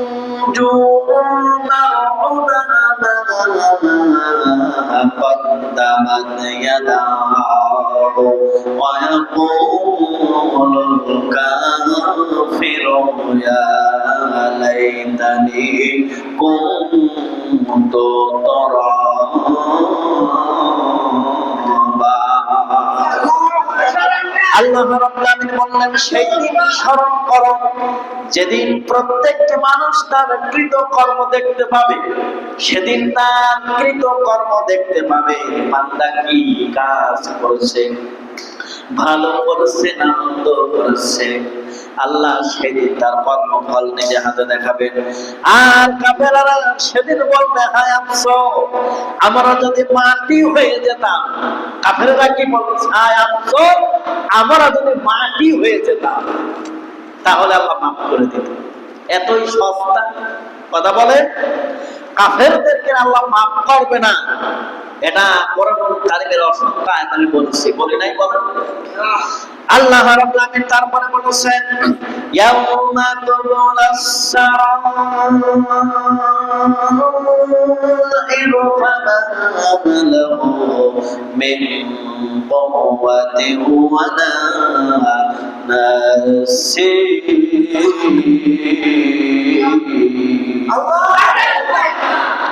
সেই দিনকে স্মরণ করো যেদিন সকল গোপন রহস্য উদ্ঘাটিত হবে। সেই দিন আর কোন শক্তি থাকবে না এবং কোন সাহায্যকারীও থাকবে না, কোন শক্তি থাকবে না। এখনো কি আমার শক্তি আছে বলেন?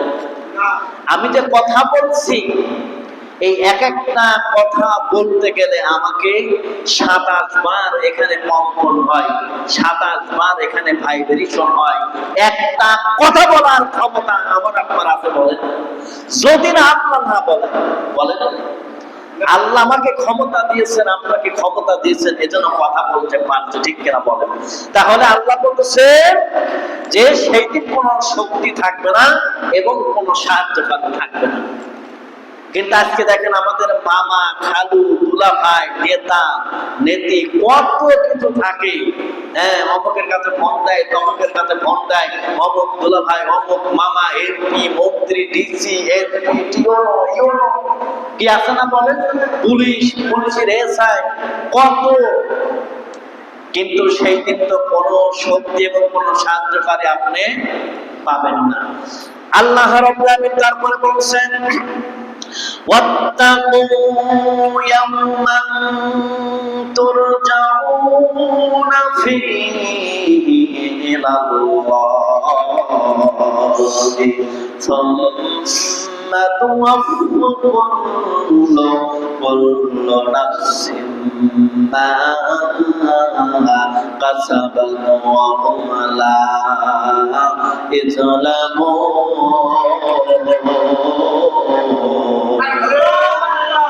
আর স্মরণ করো সেই দিনকে যেদিন তোমার আল্লাহ পাকের নিকট প্রত্যাবর্তন করবে, তখন প্রত্যেককে তার কৃত কর্মের বিনিময় প্রদান করা হবে, আর তারা অত্যাচারিত হবে না। আল্লাহ কারোর উপর আল্লাহ সেদিন জুলুম করবেন না। আল্লাহ সেই দিন তার বান্দার উপরে যারা মুমিন, যারা ঈমানদার, আল্লাহ তাদের উপর অত্যাচার করবে না, জুলুম করবে না, নির্যাতন করবে না। আল্লাহর বিচার, আল্লাহর ফায়সালা হবে সঠিক, বলেন ঠিক কিনা? সেই দিন মামা খালুর পরিচয় দিয়ে কোনো লাভ হবে না, ঠিক কিনা বলেন? আমার মামা সচিব ছিল, আমার মামা ছিল বিশাল বড় মাপের নেতা, খালু ছিল বড় মাপের নেতা, কোনো লাভ নাই, ঠিক কিনা বলে? খবরে ভিজিটিং কার্ডও যাবে, টাকাও যাবে না, ঘুষও চলবে না। যে ফেরেশতারা একটা ঘুষ দিই, ভাই বসো তোমার সাথে খাইতে গল্প করি, অথবা সেখানে আকিস বিড়িও খাওয়া যাবে না, ঠিক কিনা? আরে আকিস বিড়ি তো বাদ দেন, আপনি গরিবের কথা বলেন, রেভি বলেন, কোনো কিছুই খাওয়া যাবে না, ঠিক কিনা বলেন? কোনো আপন নাই সেই দিন, কোনো শক্তি থাকবে না, সাহায্যকারী থাকবে না, আল্লাহ যদি মাফ না করেন, ঠিক কিনা বলেন? আর ধরা যদি খান, তাহলে মারির কোনো কি পরিবর্তন নাই, এক কথায় কি মাসুর হবে, মারির কোনো শেষ নাই। এক তয়ফায় শুধু মায়েরই হবে, মায়ের হবে, এই মারির কোনো মা বাপ। আল্লাহ রাব্বুল আলামিন তারপরে বলেন কিয়ামতের সেই কঠিন দিনের ব্যাপারে আল্লাহ নবী বলেছেন, হযরত আলী ইবনে হাতেম রাদিয়াল্লাহু আনহু বর্ণনা করেন, মুহাম্মদ রাসূলুল্লাহ সাল্লাল্লাহু আলাইহি ওয়াসাল্লাম ইরশাদ করেছেন, তোমাদের প্রত্যেকে তার পালনকর্তার সঙ্গে এভাবে কথা বলবে যে তার মধ্যে আর তোমাদের মধ্যে কোনো ভাষ্যকার থাকবে না, থাকবে না কোনো। আবার সে ব্যক্তি যখন ডান দিকে দেখবে, তখন শুধু তার আমলনামা দেখবে, যা সে করেছিল, বাম দিকে সে তার কৃতকর্ম দেখবে। যখন সম্মুখে দৃষ্টিপাত করবে, তখন অগ্নি দেখবে। অতএব তোমরা সে অগ্নি থেকে আত্মরক্ষার জন্য চেষ্টা করো, এমনকি যদি উদ্দেশ্যে একটি খেজুরের টুকরাও দিতে পারো, তবে তা না দাও। আল্লাহ তাআলা সদকা খায়রাতের মাধ্যমে তথা যাবতীয় নেক আমলের মাধ্যমে আখিরাতের চির চিন্তা, চির শান্তি এবং চির মুক্তির ব্যবস্থা গ্রহণ করে। তোমরা সদকা খয়রাতের মাধ্যমে, যাবতীয় নেক আমলের মাধ্যমে আখিরাতের চির শান্তি, চির মুক্তির ব্যবস্থা তোমরা গ্রহণ করতে পারো। তাহলে দান কিন্তু একটা ভালো জিনিস, সদকা খয়রাত একটা ভালো কাজ। আল্লাহ তাআলা বললেন, ওয়া ইউহাজ্জিরুকুমুল্লাহু নাফসাহু, আর আল্লাহ পাক তোমাদেরকে ভয় প্রদর্শন করেছেন যার নিজের তরফ থেকে, যেন তোমরা পাপাচারে লিপ্ত না হও, কেননা পাপাচারের শাস্তি অবধারিত। যারা পাপ করে, পাপাচারের শাস্তি কি অবধারিত। আল্লাহ তাআলা বলেন, আল্লাহু রাউফুন বিল ইবাদ, আর আল্লাহ পাক তার মুমিন বান্দাদের প্রতি অত্যন্ত দয়াবান। আল্লাহ পাক তার মুমিন বান্দার উপর অত্যন্ত দয়াবান। কি তাহলে আমরা মুমিন হতে চাই কিনা? এখানে সবাই খেলা দেখেন তো, আর্জেন্টিনার ব্রাজিলের খেলা দেখেন, খেলা দেখেন, আমি নিষেধ করতেছি না, তবে সাপোর্ট করবো না যে আমি আর্জেন্টিনা ব্রাজিল, তাহলে মেসি, ওরে বাবা ওয়ার শুনেই মেসি। হ্যাঁ, তাহলে কোন দলের সাপোর্ট করা যাবে না, মনে থাকবে।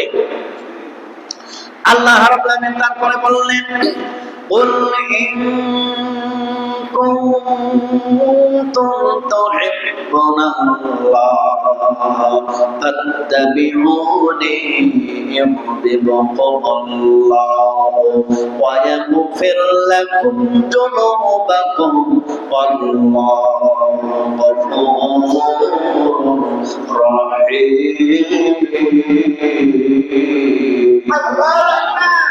قل أطيعوا الله والرسول فإن تولوا فإن ইন্নাল্লাহা লা ইউহিব্বুল কাফিরিন।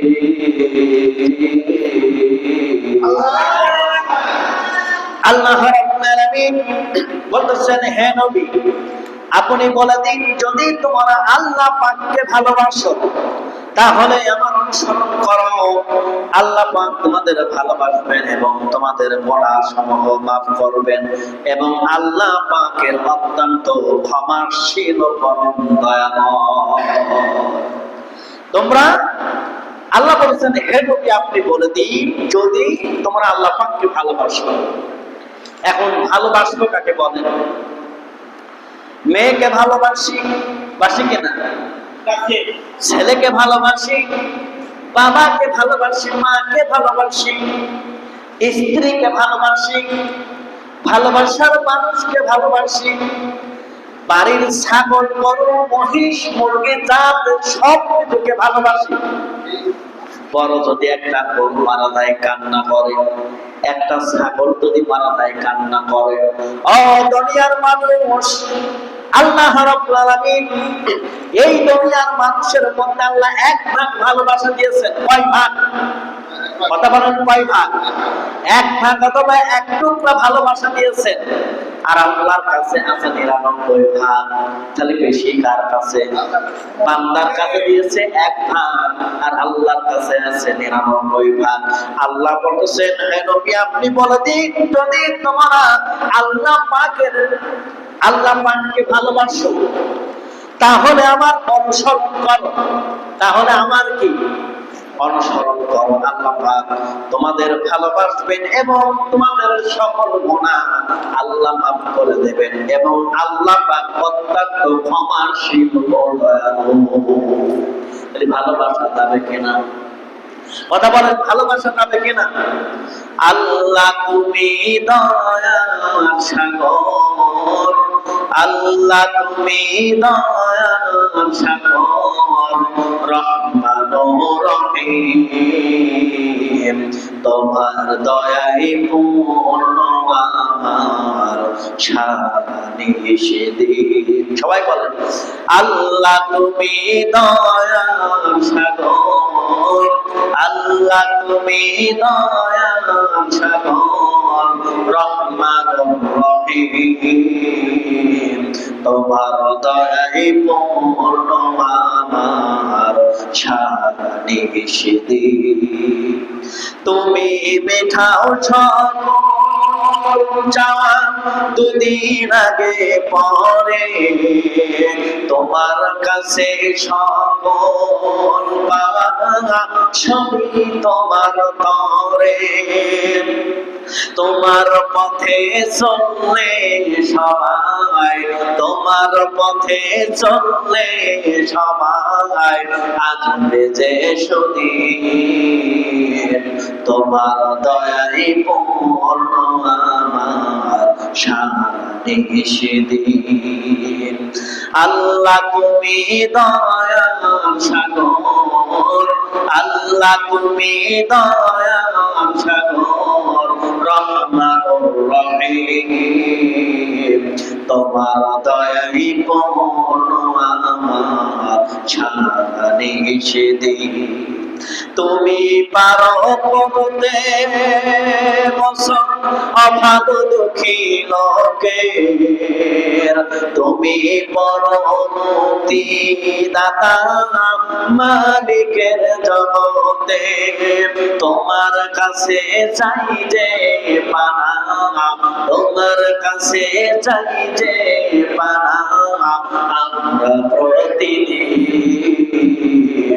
আল্লাহ তুমি দয়ার সাগর, আল্লাহ তুমি দয়ার সাগর, রহমান রহিম, তোমার দয়াই পূর্ণ আমার শানি সেদিন। তাহলে আল্লাহ আমাদের সব গুনাহ মাফ করবেন। সুবহানাল্লাহ। তবে আল্লাহর কাছে তওবা করতে হবে, আল্লাহর কাছে ইস্তেগফার করতে হবে। কথা কার? আল্লাহর কাছে তওবা করতে হবে, ইস্তেগফার করতে হবে। কোন গুনাহ করেছেন, কেন করেছেন, অনুতপ্ত হওয়া লাগবে। ওই গুনাহ অনুসরণ করে আল্লাহর কাছে মাফ চাইতে হবে। আল্লাহ রাব্বুল আলামিন তারপরে বললেন, হে রাসূল আপনি বলে দিন তোমার আল্লাহ পাক তার রাসূলের প্রতি আনুগত্য প্রকাশ করো, কিন্তু যদি তারা মুখ ফিরিয়ে নেয় তবে তাদের জানা উচিত যে আল্লাহ পাক কাফেরদেরকে পছন্দ করেন না। যারা কোরআনের কথা শুনে, যারা কোরআনের আলোচনা শুনে, নবীর কথা শোনার পরে, আল্লাহর আনিত বাণীর কথা শোনার পরে যারা মুখ ফিরিয়ে নেয়, আল্লাহ বলতেছেন ওরা কাফের। আর কাফেরদের আল্লাহ কি? জোরে বলেন, কাফেরদের আল্লাহ পছন্দ, কাফেরদের আল্লাহ পছন্দ করেন না। আল্লাহ রাব্বুল আলামিন তারপরে বলতেছেন অবশ্যই তাদেরকে আল্লাহ কেন পছন্দ করেন না? আল্লাহ তাআলা বলেন আল্লাহ পাক তাদেরকে ভালোবাসবেন, কেননা তারা আল্লাহর মহব্বতে ভালোবাসার দাবিতে সত্যতার প্রমাণ দিয়েছে। মুহাম্মদ রাসূলুল্লাহ সকলেই পরে সাল্লাল্লাহু আলাইহি ওয়াসাল্লাম অনুসরণ করেছে। দ্বিতীয়ত যাকে আল্লাহ পাক ভালোবাসবেন তার অনুসরণ করে তারা আল্লাহর ভালোবাসা লাভে তারা ধন্য হয়েছে। প্রিয় নবী মুহাম্মদ রাসূলুল্লাহ সাল্লাল্লাহু আলাইহি ওয়াসাল্লাম অনুসরণ করার কারণে আল্লাহ পাক তাদের সব গুনাহ মাফ করে দিয়েছে। মুহাম্মদ, সবাই বলেন মুহাম্মদ রাসূলুল্লাহ, সকলেই পরে সাল্লাল্লাহু আলাইহি ওয়াসাল্লাম মুহাম্মাদের অনুসরণ করার কারণে আল্লাহ পাক তাদের গুনাহগুলি মাফ করে দিয়েছে। আল্লাহ রাব্বুল আলামিন তারপরে বলতেছেন যাদের অন্তরে মুহাম্মদ সাল্লাল্লাহু আলাইহি ওয়াসাল্লামের মহব্বত নেই এবং তার অনুসরণ তারা করে না, আল্লাহ পাকের দরবারে তারা অভিশপ্ত শয়তান। তারা কি? নবীর ভালোবাসা তার দিলের মধ্যে নাই, নবীর মহব্বত তার দিলের মধ্যে নাই, তারা হলো অভিশপ্ত শয়তান। ঠিক না বলে? তাহলে শয়তানের দেখলে কি বোঝা যায়? শয়তান দেখলে কি বোঝা যায়? শয়তানকে কি দেখা যায়? শয়তানের কালচার, শয়তানের আখলাক, শয়তানের চরিত্র কি দেখা যায়? মানুষ হলো দুই প্রকার। কয় প্রকার? এক প্রকার হলো মানুষ শয়তান, আর এক প্রকার হলো জিন শয়তান। বলেন ঠিক না? তাহলে আমাদের মধ্যেও শয়তান আছে না নাই? এই জোরে বলেন আছে না নাই? তাহলে মানুষ শয়তান আর জিন শয়তান। এই শয়তান যার পিছনে লাগায় তারে ঠিক জাহান্নামের দিকে নিয়ে সারে। বলেন ঠিক না? আল্লাহ রাব্বুল আলামিন তারপরে বললেন যারা মুহাম্মদ রাসূলুল্লাহ সাল্লাল্লাহু আলাইহি ওয়াসাল্লামের মহব্বতের দাবি করে অথচ তারা অনুসরণ করে না, তার মহব্বতের সত্যতা প্রমাণ করে না, যারা মুহাম্মদ রাসূলুল্লাহ সাল্লাল্লাহু আলাইহি ওয়াসাল্লামের সাথে আন্তরিক মহব্বত রাখে এবং তার পরিপূর্ণ অনুসরণের সর্বাত্ম চেষ্টা করে। হযরত বাইজিদ বুস্তামি রাদিয়াল্লাহু তাআলাকে একজন মুরিদ একটি ফল বোঝা এক প্রকার ফল হাদিয়া পেশ করলেন, কিন্তু তিনি এ কথা বলে হাদিয়া ফেরত দিলেন যে আমি জানি না মুহাম্মদ সাল্লাল্লাহু আলাইহি ওয়াসাল্লাম এই ফলটি খেয়েছেন কিনা। মুহাম্মদ এই ফল খায়নি, তাই বাইজিদ বুস্তামি তার হাদিয়া গ্রহণ করতেছে না। তাই মুহাম্মদের প্রতি বাইজিদ বুস্তামির ভালোবাসা কি বলেন সুবহানাল্লাহ। আর আমরা তো হালাল হারাম বুঝে যেখানে দাওয়াত পাই সেখানে খাই। ঠিক কিনা? অনেকে দাওয়াত খায়, এমন খাওয়া খায়, জব্বের খাওয়া খায়, বাড়িতে 1 কেজি গোশ 10 জনা খায়, আর খানা বাড়িতে, মাহফিল বাড়িতে, অনুষ্ঠান বাড়ি যায় একবারে 2 কেজি একাই মারি দেয়। আপনারা নাই এ কথা বলেন আপনারা নাই? তাহলে হাদিয়া দিলেই নেওয়া যাবে না, হাদিয়া দিলেই কি নেওয়া যাবে না। এটা মুহাম্মাদের তরিকা অনুযায়ী হাদিয়া হচ্ছে না সেটাও জানা উচিত। বলে ঠিক কিনা? দাওয়াত পাইলেই খাবেন না। কোন বেনামাজির বাড়ি কোন নামাজি লোক দাওয়াত খাবে না, খাবে না, খাবে না। ঠিক কিনা বলে? এখন দাওয়াত পাইলেন আর তসবিহ করতে করতে চলে গেলেন সুবহানাল্লাহ আলহামদুলিল্লাহ আল্লাহু আকবার, এদিক ওদিক টাকা নিয়ে দেয় একেবারে পেটটা টানটানি করে ভরে চলে আসেন, ঠিক কিনা বল? তাহলে এই দাওয়াত আমাদেরকে খাওয়া যাবে না। আল্লাহ তাআলা তারপরে বলতেছেন মুহাম্মদ রাসূলুল্লাহ সাল্লাল্লাহু আলাইহি সাল্লাম, যে শব্দটি ব্যবহৃত হলো হে রাসূল, আপনি বলুন এই কথা প্রমাণিত যে মুহাম্মদ রাসূলুল্লাহ সকলেই পড়ি সাল্লাল্লাহু আলাইহি সাল্লাম। আল্লাহ তাআলা বলছেন আল্লাহ পাকের মহান দরবারে কার কোনো কথা গ্রহণযোগ্য হয় না, কেউ তার কিতাবের উপযুক্ত হয় না, এবং মুহাম্মদ রাসূলুল্লাহ সর্বব্যাধিত আল্লাহ পাকের মহান দরবারে কার কোনো আমল গ্রহণযোগ্য হবে না। মুহাম্মদ সাল্লাল্লাহু আলাইহি ওয়াসাল্লাম দলের লোক কিনা, রাসূলের দলের লোক কিনা, রাসূলের আকীদা তার ভিতর আছে কিনা, মুহাম্মাদের তরিকার অনুযায়ী সে আছে কিনা, কোন তরিকার লোক যদি অন্য কোন তরিকার হয় তাহলে তার আমল আল্লাহর কাছে গ্রহণযোগ্য হবে না। আল্লাহ তাআলা বলেছেন, একথা বলা হয়েছে, কোন ব্যক্তি যদি আল্লাহর দরবারে মহব্বতের দাবি করে, হে রাসূল আপনি তাকে পরীক্ষা করেন।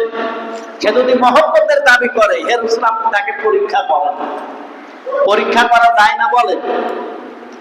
এখন আমি যদি আপনাকে পরীক্ষা করি, আপনি কি নামাজ পড়েন, আপনি কি রাসূলের সুন্নাত অনুযায়ী জীবন যাপন করেন, রাসূল যেইভাবে জীবন পরিচালনা করেছেন সেইভাবে আছেন, রাসূলের তরিকা অনুযায়ী আছেন, আপনার মুখে কি দাড়ি আছে, আপনার কি টুপি আছে, আপনার কি পাগড়ি আছে, আপনার কি জুব্বা আছে, আপনার কি পায়ের টাকনুর উপরে লুঙ্গি অথবা পায়জামা পরা আছে?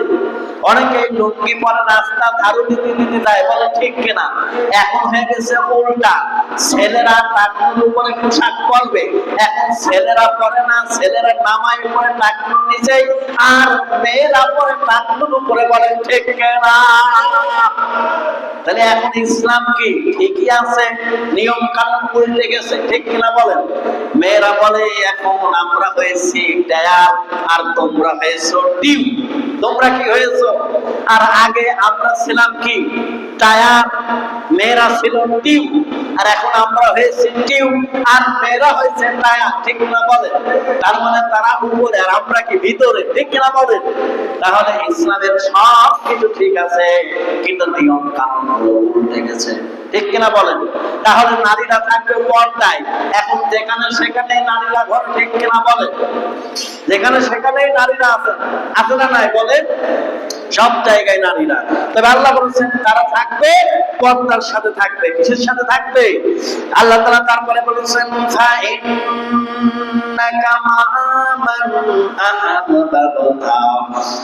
তাহলে যার সঙ্গে দুনিয়াতে তোমার মহব্বত রয়েছে, হাসরের দিন তুমি তার সঙ্গে থাকবে। দুনিয়ায় তোমার যার সাথে মহব্বত রয়েছে, আসলে তার সাথেই তুমি থাকবে, বলেন সুবহানাল্লাহ। তাহলে এই দুনিয়ায় কি ভালো মানুষ নাই, আল্লাহওয়ালা মানুষ নাই বলেন? আলেম ওলামা নাই, হুজুররা নাই, হুজুর বাদেও কিন্তু অনেক মানুষ ভালো, আলেম ওলামার বাদেও কিন্তু অনেক মানুষ নামাজি, অনেক মানুষ তাহাজ্জুদ পড়ে, ভালো ইবাদত করে, কিন্তু আলেম না, হুজুর না, ঠিক কিনা বলেন? এরকম মানুষ আছে না নাই? তাহলে সেই লোকটার সাথে আমার বন্ধুত্ব করা যাবে কিনা? কথা বলেন, সেই লোকের সাথে বন্ধুত্ব করা যাবে কিনা? অবশ্যই তাকে খোঁজ করতে হবে, তালাশ করতে হবে, ওই লোকের সাথে আমার বন্ধুত্ব করা লাগবে। আল্লাহ রাব্বুল আলামিন তারপরে বলেছেন অবশ্যই তার সাথে কেন বন্ধুত্ব করবে? ঈমানদারের সঙ্গে বন্ধুত্ব করা লাগবে, এই কারণে কাল কিয়ামতের ময়দানে তাদের সাথেই আমাদের হাসর নাসর হবে। আল্লাহ তাআলা বললেন কুল ইন কুনতুম তুহিব্বুনাল্লাহ আলস্য আয়াত যখন নাজিল হয় তখন মদিনা শরীফের মুনাফিক সর্দার আব্দুল্লাহ ইবনে উবাই বলল, মুহাম্মদ সাল্লাল্লাহু আলাইহি ওয়াসাল্লামের নিজের প্রতি আনুগত্যকে আল্লাহর প্রতি আনুগত্যের সমান বলে ঘোষণা করেছেন। বলেন নাউযুবিল্লাহ। তখন আল্লাহ রাব্বুল আলামিন আয়াত নাযিল করলেন। আল্লাহ আব্দুল্লাহ ইবনে উবাই ইনি হলেন কাফেরদের সর্দার ছিল। কাফেরদের কি ছিল বলেন? সব চাইতে একজন খারাপ ব্যক্তি ছিলেন আব্দুল্লাহ ইবনে উবাই। যার নাম হচ্ছে আব্দুল্লাহ ইবনে উবাই সুলুল, অর্থাৎ মুনাফিকের সর্দার ছিল। মুনাফিকের কি ছিল? মুনাফিকের সর্দার।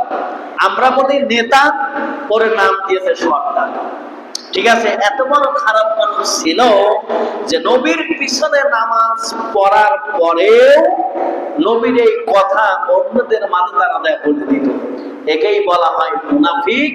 আর এই মুনাফিক যখন মারা গেল, আল্লাহ রাসূলের পিছনে মুনাফিক নামাজ পড়ছেন, আল্লাহ রাসূল তার জন্য দোয়া করতে যাচ্ছেন।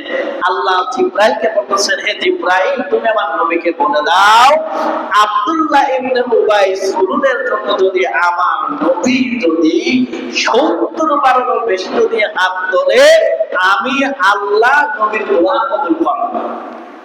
কত বড় মুনাফিক ছিল চিন্তা করো। আমাদের মধ্যে এরকম মুনাফিক আছে না নাই? কথা বলেন, মুনাফিক আছে না নাই? কথা দিয়ে কথা রাখেন এরকম মানুষ আছে না? আমানতের খেয়ানত করে এরকম মানুষ আছে না? কথায় কথায় মিথ্যা কথা বলে এরকম মানুষ আছে না? এরকম মানুষ আমাদের সমাজে খুব কম না বেশি বলে? তাহলে একজনের কথা আর একজন কাছে যায় বলে, এরকম মানুষ আমাদের সমাজে আছে না নাই? তাহলে তাদের স্থান হবে কোথায়? জাহান্নামে। কোথায় হবে? আল্লাহ তাআলা তারপরে বললেন, قل أطيعوا الله والرسول فإن تولوا فإن الله لا يحب الكافرين।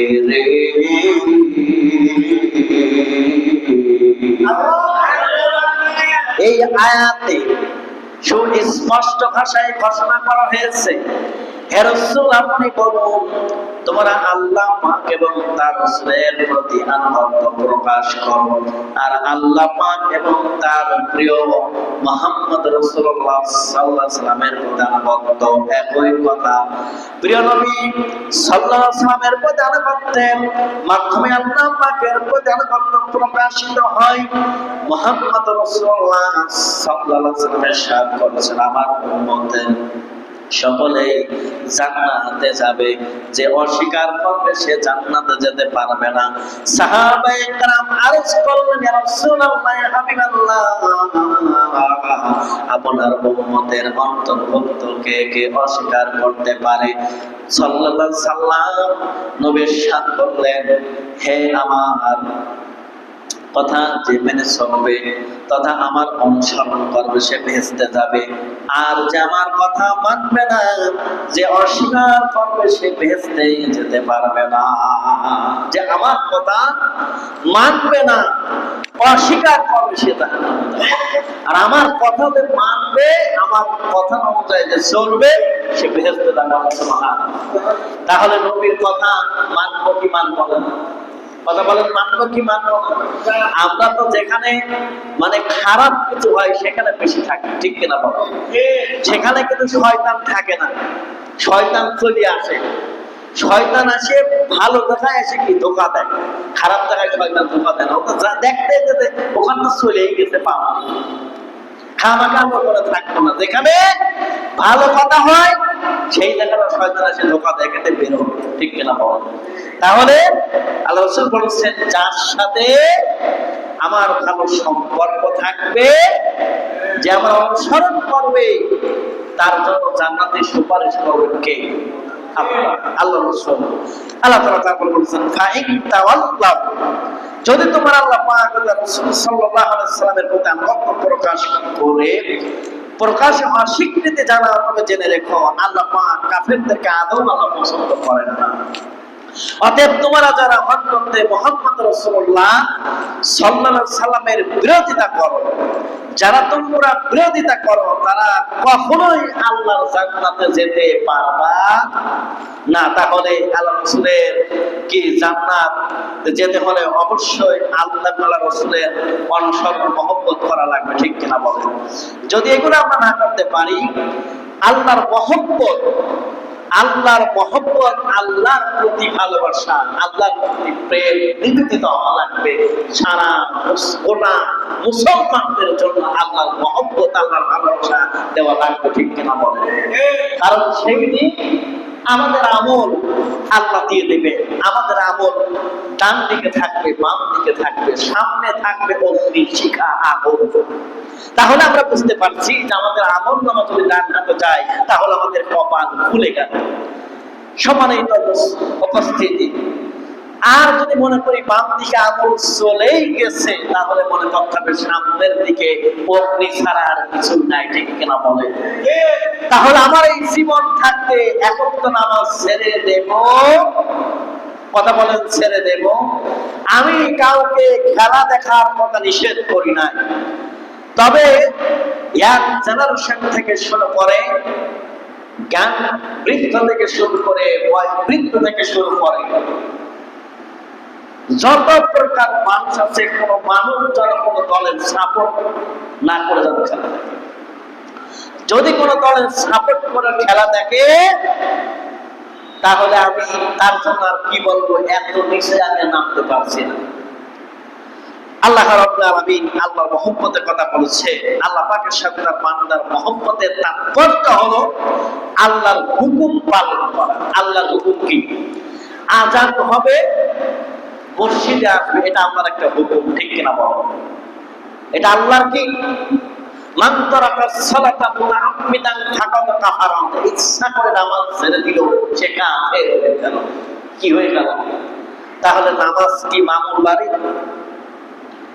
বলেন, নামাজ কি মামুল বাড়ি না? আপনার কোন সাইডও বলবেন না, কোন সাইডও বলবেন না, এটা কি আদৌ সম্ভব? বলেন, হতে পারে এটা? কোন মুসলমানের আকীদাগত ভাবে, কোন মুসলমান জান্নাতের স্বরূপে তার জ্ঞান থাকা অবস্থায়, সচেতন থাকা অবস্থায় কোন মুসলমান নামাজ ছেড়ে দিতে পারে না, পারে না, পারে না, ঠিক কিনা বলে? যদি সে ইচ্ছাকৃত ভাবে নামাজ যদি ছেড়ে দেয়, তাহলে তার ঈমান নাই, ঠিক কিনা বলে? তাহলে আমার দেহের মধ্যে, মনের মধ্যে মহব্বত পয়দা হবে কার? আরো জোরে বলেন, কার? আল্লাহ। তাহলে সম্মানিত উপস্থিতি, আলোচনা শেষের দিকে অনেক আলোচনা করেছি। আল্লাহ বলছেন, যার সাথে যার মহব্বত, তার সাথে তার আসল, তাই তো? আর বান্দার সাথে আল্লাহর মহব্বতের তাৎপর্য হলো আল্লাহ পাকের বান্দার প্রতি খুশি হয়ে তার প্রশংসা করা, তাকে সওয়াব দান করা এবং তাকে ক্ষমা করা। যদি কোনো বান্দা রাসূলের অনুসরণ করে, আল্লাহ পাকের মহব্বত লাভে সে ধন্য হয় এবং আল্লাহ পাক তাকে ক্ষমা করে দেয়। আল্লাহ পাক তাকে ক্ষমা করে দেয়। বান্দার প্রতি আল্লাহর মহব্বতের তাৎপর্য হলো বান্দাকে আল্লাহর তরফ থেকে সওয়াব দান করা আর তাকে মাগফিরাত দান করা। তাৎপর্য হলো তাকে আযাব থেকে নাজাত দেওয়া। সুবহানাল্লাহ।